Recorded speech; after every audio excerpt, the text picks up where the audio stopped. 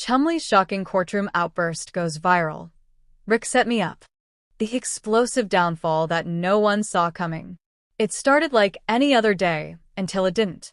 In a courtroom packed with journalists, fans, and stunned onlookers, Austin Lee Russell, better known as Chumlee from the wildly popular reality TV series Pawn Stars, delivered a meltdown so emotionally raw, so utterly chaotic, that the entire room seemed to stop breathing.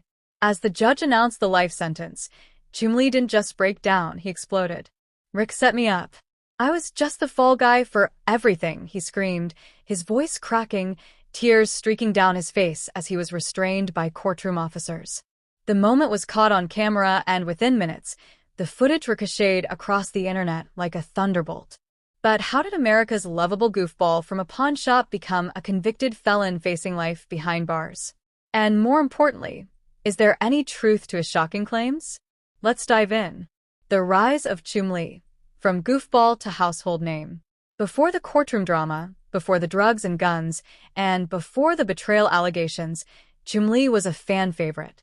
With his easygoing demeanor, infectious laugh, and endearing cluelessness, he became the comic relief on Pawn Stars, the History Channel's crown jewel for over a decade. But behind that quirky exterior was a man juggling far more than price tags and pop culture memorabilia. He wasn't just the comic relief, he was also the underdog. The one everyone rooted for.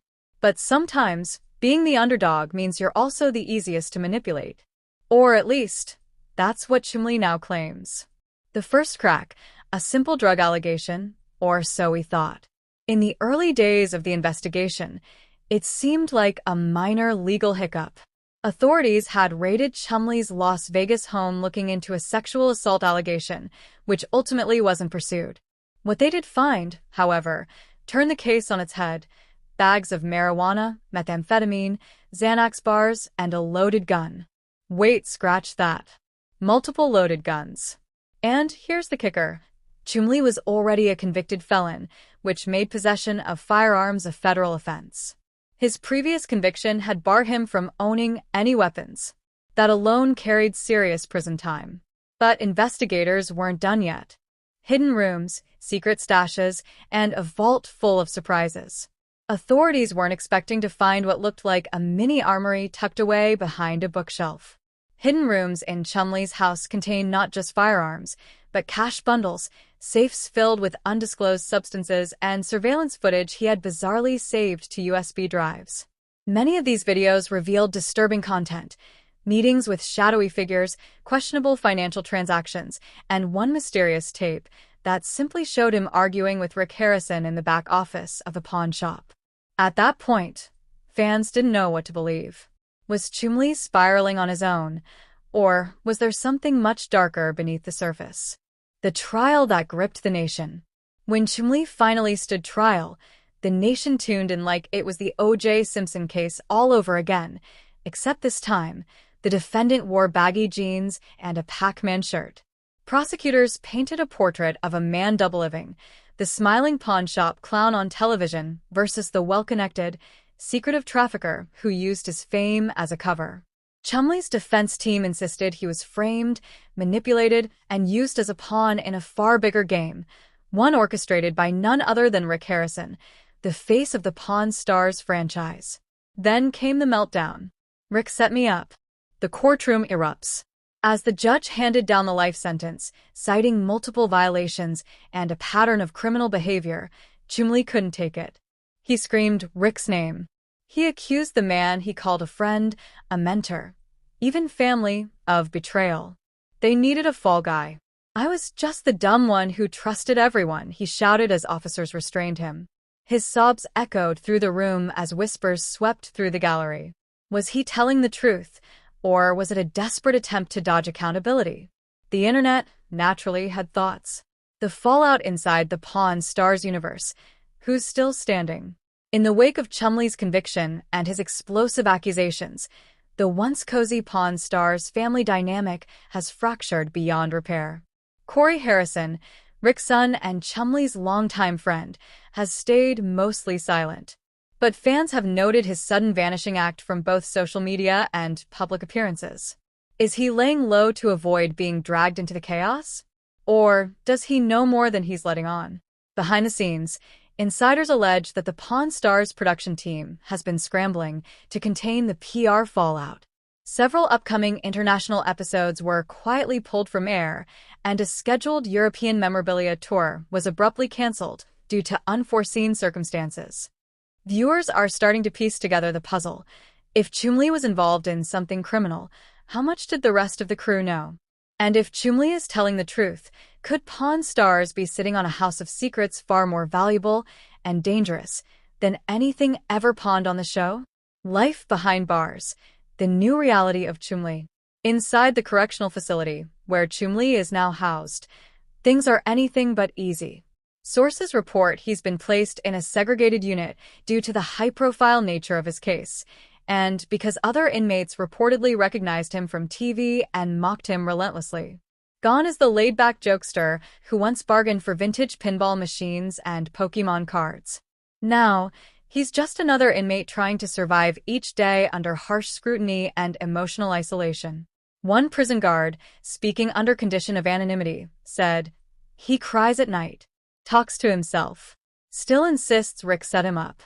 It's like he's replaying the moment over and over." His attorneys have already filed for an appeal, citing potential misconduct in the handling of evidence, particularly concerning the storage locker and the mysterious ledger linking payments to RH. But appeals can take years, and time is something Chumlee might not have. The internet detectives are on the case. If there's one thing the internet loves, it's a scandal involving a beloved TV personality.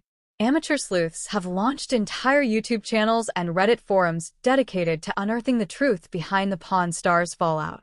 Conspiracy theories are flying fast. Some claim Rick has ties to shadowy Vegas figures who help suppress evidence.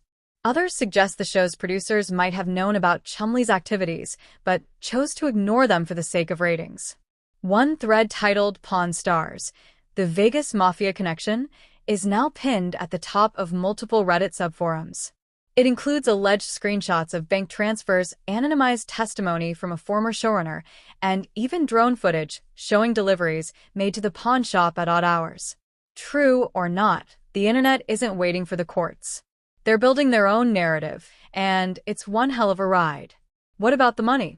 One question that continues to puzzle fans and investigators alike. Where did all the money go? Chumlee reportedly made a comfortable income from the show and its spin-off merchandise. But by the time of his arrest, his bank accounts were nearly empty, and IRS documents showed years of tax discrepancies. Some believe the money was used to fund his double life, partying, drugs, and luxury purchases. Others believe the money never reached him in the first place. Could it be possible that Chumlee's income was being siphoned off? A whistleblower claiming to be a former Pawn Stars accountant has hinted at shady bookkeeping practices at the gold and silver pawn shop. Allegedly, certain deals were made off the books, and Chumlee's name was used to front transactions he never authorized.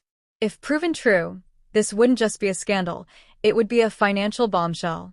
America's fascination with the fall. There's something about a celebrity downfall that grips America like nothing else. It's the paradox of fame. We love to see people rise, but we're transfixed when they fall. Chumlee's story, filled with betrayal, secrets, courtroom chaos, and cries of innocence, checks every box of a modern-day tragedy. He was the underdog who made it big, only to be crushed under the weight of the very spotlight that once made him shine. And now, with every viral video and every new revelation, that fall is being replayed for millions, over and over again. The documentary rumors. Is Netflix coming for the truth? According to entertainment insiders, at least two major streaming platforms, Netflix and Hulu, are locked in a bidding war for the exclusive rights to a docuseries that promises to expose the full story behind the Pawn Stars empire, the arrest, and the explosive accusations. Tentatively titled The Pawn King, Rise, Fall, and Betrayal, the series is rumored to include exclusive interviews with Chumlee's family, former employees of the pawn shop, and even unnamed federal investigators. If this project comes to light, It could pull back the final veil and show the public everything they weren't supposed to see, from the contracts that tied Chumlee's hands to the network's possible role in silencing red flags. Could this happen to anyone?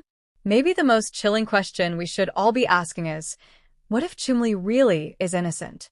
What if he was just a guy who got swept up in a world too complex and cutthroat for his trusting nature? It's a sobering reminder that not all smiles are sincere, not all contracts are fair, and not all fame leads to fortune. Sometimes it leads to prison.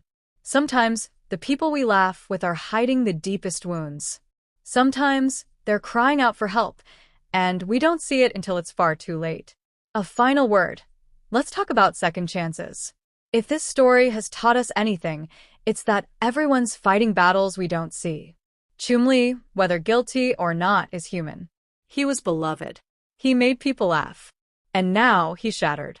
As the case evolves, we may learn things that change our minds. We may feel betrayed. We may feel vindicated. But one thing is for sure, stories like this don't just end in a courtroom. They live on in the questions we ask, the discussions we have, and the empathy we choose to show. Where do we go from here? The future of reality TV after Chumlee. Chumlee's fall from grace isn't just a personal tragedy. It's a warning shot for the entire reality television industry. What happens when the line between entertainment and exploitation gets blurred?